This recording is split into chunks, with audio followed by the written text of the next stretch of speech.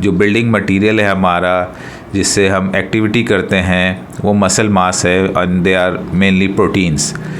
उसके ऊपर एक फ़ैट की लेयर है। फ़ैट की ओवरलैपिंग बहुत ज़्यादा हो जाए तो वो नीचे वाले मसल मास प्रोटीन्स को डैमेज करना शुरू कर देगा, जिसकी वजह से हमारा जो स्टेमिना है यानी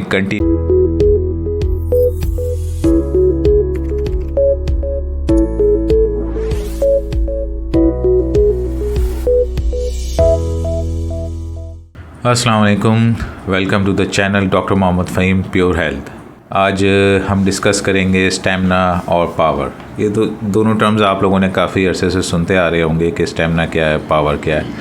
इसको ज़रा मज़ीद फसाहत के साथ मैं बयान कर दूं कि स्टेमिना वो चीज़ है कि आप किसी भी एक्टिविटी को एक ही गो में रिपीट करते जाएं, और पावर ये है कि आपने कोई भी एक एक्टिविटी एक दफ़ा की तो वो कितने पावर के साथ की।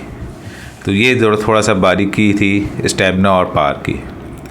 अब इसकी क्या इंपॉर्टेंस है, मैं थोड़ा सा आगे इस टॉपिक को मज़ीद डिस्कस करता हूँ। पहले ये समझ लीजिए कि ये चीज़ें आती कहाँ से, कब इसका वजूद कब से आता है। ज़ाहिर सी बात है, जब हम बच्चे होते हैं और इन्फेंट होते हैं, फिर किड्स और फिर टीन, तो उस वक्त हमारी पावर जो होती है या स्टेमिना वो ना होने के बराबर होती है, और कोई भी हैवी ड्यूटी वर्क अक्सर औकात नहीं कर पाते जो इस एज ग्रुप के जो बच्चे होते हैं। और जब ये 25 से 30 साल की उम्र हो जाती है तो जो हमारा बोनी स्ट्रक्चर है यानी वर्टिकल स्ट्रक्चर जो ग्रो करने का है वो ऑलमोस्ट कंप्लीट हो जाता है, क्योंकि बोन्स आपस में फ्यूज़ हो जाती हैं। तो there is no more growth और इलॉन्गेशन इन द बोन्स। तो बोन साइज़ फिक्स हो जाती हैं, वर्टिकल ग्रोथ फिक्स हो जाती है, जो भी हाइट अटेन करनी होती है और जो बॉडी का स्ट्रक्चर होता है। अब जो भी होगा वो हॉरिजॉन्टल ग्रोथ होगी, यानी बॉडी आगे पीछे दाएं बाएं से फैलेगी। अच्छा, अब हमारे बॉडी में 3 चीज़ें मोस्ट इंपॉर्टेंट है, कार्बोहाइड्रेट्स, प्रोटीन्स और फैट्स। ये सबको पता है। कार्बोहाइड्रेट्स का अगर मैं कहूँ तो मादी शक्ल में कोई ख़ास रोल नहीं है। हाँ, प्रोटीन्स और फैट्स का बहुत स्ट्रॉन्ग रोल है, क्योंकि प्रोटीन जो है तो वो बॉडी बिल्डिंग प्रोटीन्स होते हैं कि बॉडी स्किन ये बोन्स के ऊपर जो भी आपके स्ट्रक्चर आता है वो प्रोटीन्स की मदद से आता है, यानी मसल्स की मदद से आता है। और उसके ऊपर जो कोटिंग होती है वो आपके फ़ैट की होती है। अब यही फ़ैट अगर मैं आपको बता दूं कि ये फ़ैट एक नेचुरल कंपोजिशन से बढ़ जाए और एबनॉर्मलिटी की तरफ कंज्यूम होना शुरू हो जाए, तो ये फ़ैट ओवरलैप करता जाएगा आपके प्रोटीन्स यानी मसल मास के ऊपर। तो मसल मास जब ये प्रोटीन कम होता जाएगा और फैट जो है ये ऊपर जाता जाएगा, तो हमारा स्टेमिना जो है वो कम होता जाएगा। इस बात को बहुत गौर से समझिएगा कि मैं क्या कह रहा हूँ। हमारी जो प्रोटीन्स हैं, जो स्ट्रक्चर है, जो बिल्डिंग मटेरियल है हमारा, जिससे हम एक्टिविटी करते हैं, वो मसल मास है and they are mainly proteins. उसके ऊपर एक फ़ैट की लेयर है। फ़ैट की ओवरलैपिंग बहुत ज़्यादा हो जाए तो वो नीचे वाले मसल मास प्रोटीन्स को डैमेज करना शुरू कर देगा, जिसकी वजह से हमारा जो स्टेमिना है यानी continue to work in one go with the same power, वो ना होने के बराबर हो जाएगा Aahista Aahista.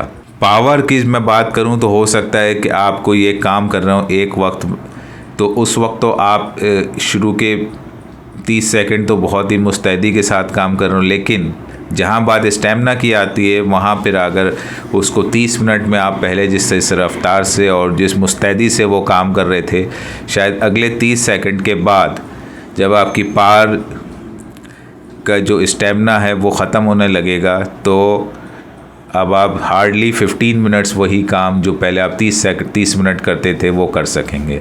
And this will keep going on decreasing. तो ये पावर और स्टेमिना ये इसलिए इम्पॉर्टेंट है कि हमने अपने फ़ैट को कंट्रोल करना है, फ़ैट वर्सेस प्रोटीन्स।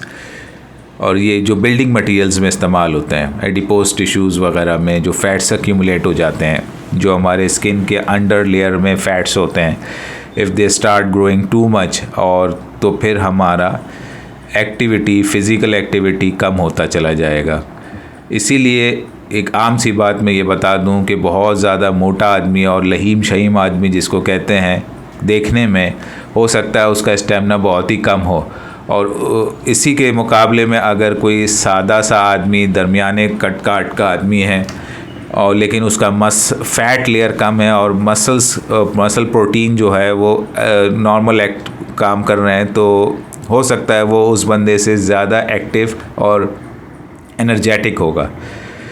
तो इस वजह से ये इस बात को जहन में रखिए कि जसामत से स्टेमिना का ताल्लुक़ नहीं है। हो सकता है वक्ती तौर पे कोई एक एक्टिविटी जैसे किसी कार को धक्का लगाना, उसमें वो ज़्यादा हेल्पफुल हो, एक बहुत ही ज़्यादा हेल्दी आदमी या और ओबीज़ आदमी या मोटा आदमी जिसको कह सकते हैं, लेकिन ये है कि उसको धक्का देते रहने में अगर का बात करें तो सिंपली वही आदमी ज़्यादा एक्टिव होगा, वो हेल्पफुल होगा जो मसल मास उसका एक्टिव होगा और उस जिसका फ़ैट लेयर कम से कम होगी।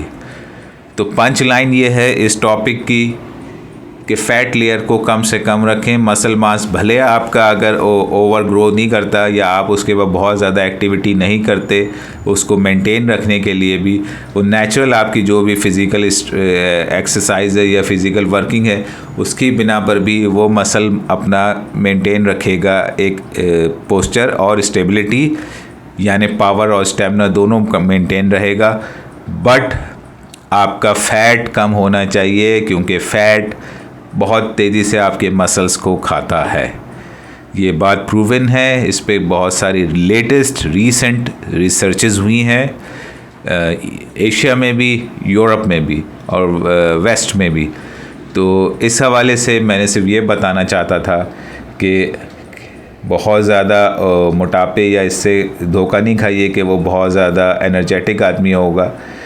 ये जहन में रखिएगा कि मसल मास इसका जिसका अच्छा है और फैट लेयर कम है तो वो ज़्यादा एनर्जेटिक और फिज़िकली एक्टिव होगा। नेक्स्ट टॉपिक में हम होपफुली कोलेस्ट्रॉल और उसके बैड इफ़ेक्ट्स और उसके गुड इफ़ेक्ट्स को डिस्कस करेंगे। टिल देन अपना ख्याल रखिए, ट्यून इन रहिए, टेक केयर, अल्लाह हाफिज़।